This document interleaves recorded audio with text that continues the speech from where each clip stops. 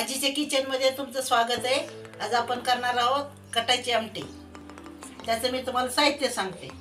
हिरवी मिरची भाजून घेतलेली, खोबरं भाजून घेतले, लसूण, जिरं, आलं, तमालपत्र, कढीपत्ता, कोथिंबीर, पुदिना, चक्रफूल, लवंग, मिरं, दालचिनी हे आपल्याला सगळं वाटून घ्यायचं। हिरवी मिरची, खोबरं, जिरं, आलं हे सगळं एकत्रच वाटायचं।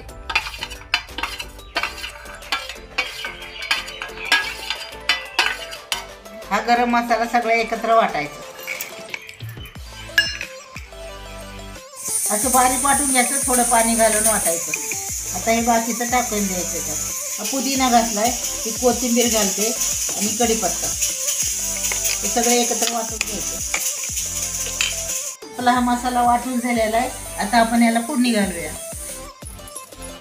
पातेलं तापलेलं आहे, मी याच्यात तेल ओतते।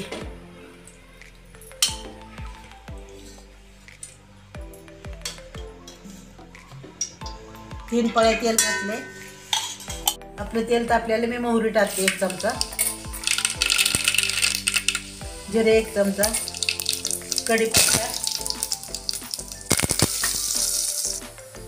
हिंग, मसाला, वाटलेला मसाला,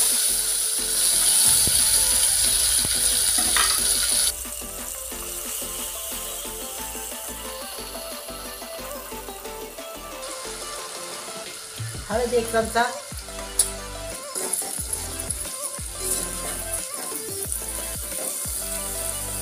आपला मसाला परतून झालेला आहे। मी त्याच्यात गरम मसाला 1 चमचा टाकते, 1 चमचा मीठ,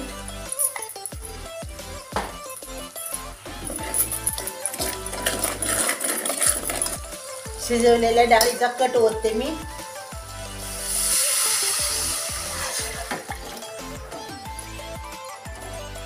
आपल्या ह्या भाजीला उकळी आली की कटाची आमटी तयार झाली।